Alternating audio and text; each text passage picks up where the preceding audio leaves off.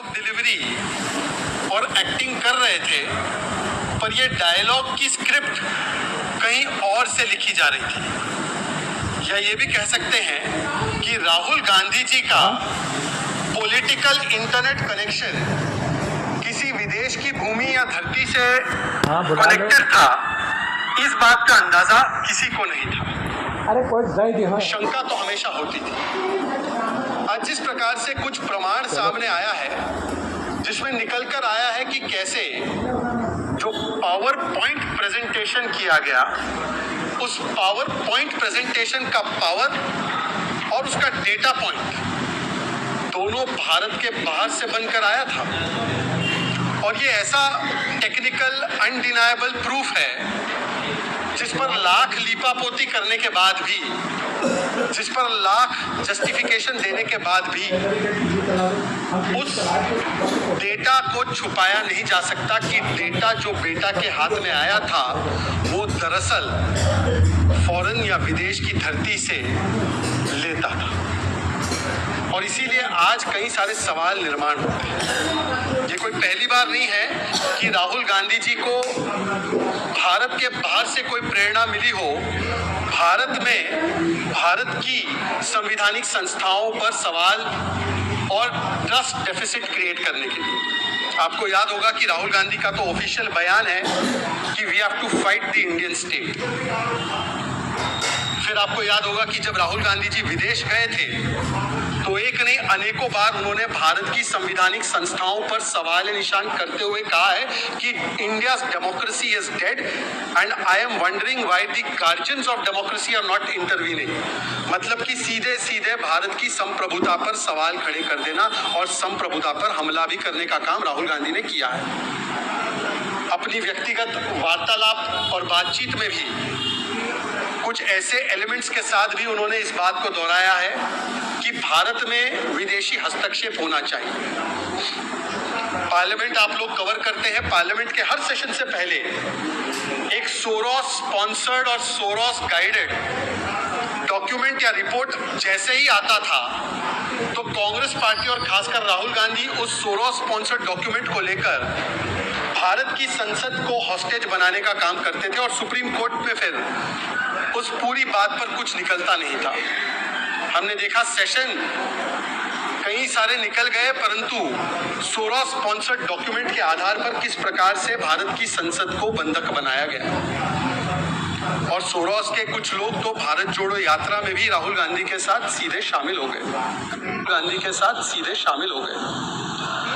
तो सवाल यह बनता है राहुल गांधी जी से कि क्या दरअसल जो आप ये डायलॉग बोल रहे हैं सेव डेमोक्रेसी, पर ये सेव डेमोक्रेसी नहीं, ये भारत के अंदर इंटरफियर विद आवर डेमोक्रेसी का एजेंडा लेकर किसी फॉरेन हैंड से तो आप गाइडेड नहीं है कठपुतली की तरह। सवाल ये बनता है कि डायलॉग तो यहाँ पर आप दे रहे हैं, पर इसकी स्क्रिप्ट और पटकथा लिख कौन रहा है बाहर से।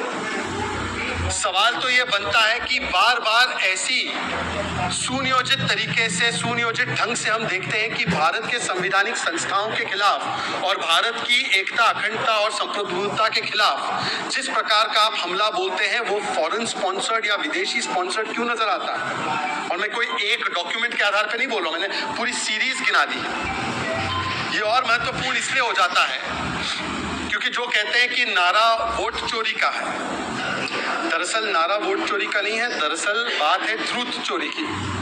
Rahul Gandhi LOP leader of propaganda बन चुके हैं और उनकी ट्रूथ चोरी का आलम यह है कि महाराष्ट्र में जो उन्होंने आरोप लगाए चुनावों को लेकर, उस पर सुप्रीम कोर्ट ने फटकार लगाई। फिर उन्होंने हरियाणा के चुनाव पर आरोप लगाए, उस पर कुमारी शैलजा ने बोला कि हम हरियाणा चुनाव हुड्डा जी की वजह से हारे। फिर उन्होंने बिहार के अंदर एसआईआर जो एक्टिविटी हो रही है उसको लेकर सवाल खड़े किए, पर सुप्रीम कोर्ट ने उस पर कोई स्टे नहीं लगाया और इनके पीएलए वहां पर कोई प्रमाण नहीं दे पाते। अब हाल ही में कल ही की बात है कि जो राहुल गांधी जी का पावर पॉइंट प्रेजेंटेशन था, उस पूरे पावर पॉइंट प्रेजेंटेशन को एक पीआईएल के रूप में एक पीआईएल आर्टिस्ट ने मद्रास हाईकोर्ट में दायर किया था और मद्रास हाईकोर्ट ने इस पीआईएल और उसके सारे कंटेंट को तो अब सवाल ये निशान है कि वो कंटेंट इधर से बना है कि वो कंटेंट डिसकंटेंट पैदा करने के लिए किसी और जगह से पैदा होकर और बनाकर आया है। उस पीआईएल को खारिज करते हुए मद्रास हाईकोर्ट ने उस पिटिशनर या पीआईएल आर्टिस्ट पर 1 लाख रुपए का फाइन भी लगाया और कहा कि इसमें ना कोई तथ्य है, ना कोई बेसिस है, ना कोई इसमें ये पिटिशन को वेल कंसीव्ड कहा जा सकता है, ये इल कंसीव्ड पिटिशन है। मतलब कि राहुल गांधी के इस पूरे के पूरे वोट चोरी के तथाकथित नैरेटिव पर एक और जुडिशरी का हम हथौड़ा चला है। पर जैसे पुराने जमाने में हम देखते थे महात्मा गांधी जी के 3 बंदर थे, बुरा मत देखो, बुरा मत बोलो, बुरा मत सुनो। राहुल जी के भी आधुनिक काल में 3 बंदर हैं, सच मत बोलो, सच मत देखो और सच मत सुनो। अब देखिए राहुल गांधी जी तक ये समस्या सीमित होती तो बात ठीक थी। राहुल गांधी जी जिस प्रकार की बातें करते हैं, बातें करते करते महाराष्ट्र, बिहार, हरियाणा से चलते चलते कर्नाटक तक पहुंचते पहुंचते अब उन्होंने कल कहा कि वाइस प्रेसिडेंट इलेक्शन में भी चोरी हो चुकी है। जब आप ही में से एक पत्रकार ने पूछा कि राहुल जी वाइस प्रेसिडेंट के इलेक्शन में क्या हुआ, आपकी तो 325 सीट आने वाली थी, 325 वोट आने वाले थे, क्या हुआ उसमें? तो राहुल गांधी ने बोला यहाँ पर भी वोट चोरी हुई है, वोट चोर गद्दी छोड़, यहाँ पर भी उनको वोट चोरी दिख गई। राहुल जी ये तो चुनाव बैलेट पेपर से हुआ था, इस चुनाव में जो भी सारी प्रक्रियाएं थी वो पहले से सभी को पता थी।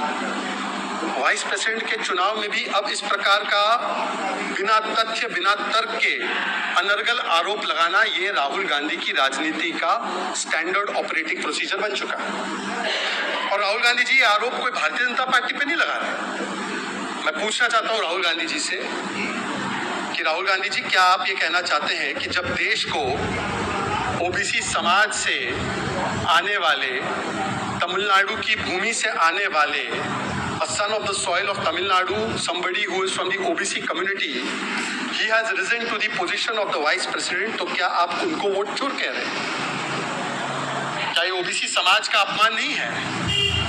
आप तो जितनी आबादी उतना हक की बात करते हैं, पर आपके प्रत्याशी तो उस समाज से नहीं आते जिसकी आप पैरवी करते हैं। और डीएमके लगातार जिस प्रकार की बातें तमिलनाडु के प्राइड की करती है, आज मेरा सीधा सवाल है उनसे जो ओबीसी समाज की और तमिलनाडु की पैरवी करते हैं, क्या आपको इस प्रकार के आरोप स्वीकार्य है? अब देखिए सवाल केवल एक नेपो किड का नहीं है, ये तो कांग्रेस के नेपो किड की बात हो, पर नेपो किड्स में भी किस प्रकार की प्रतिस्पर्धा है प्रोपेगेंडा फैलाने में, उसका परिचय तब मिलता है जब टीएमसी के नेपो किड अभिषेक बैनर्जी उनसे एक कदम आगे बोलते हैं कि यहाँ पर तो 15-20 करोड़ रुपए दे दिए गए सांसदों को वोट करने के लिए। इसका कोई प्रमाण है अभिषेक जी?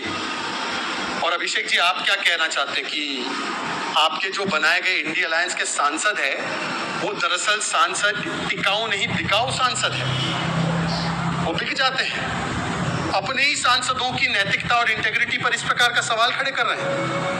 मैं पूछना चाहता हूं कि क्या ये संविधान का, संवैधानिक प्रक्रियाओं का तमिलनाडु से आने वाले, ओबीसी समाज से आने वाले, मेरिट के आधार पर उपराष्ट्रपति बनने वाले हमारे सीपी राधाकृष्णन जी का ये सीधा सीधा अपमान नहीं किया गया है? द्रौपदी मुर्मू जी का अपमान, अब उपराष्ट्रपति जी का अपना अपमान।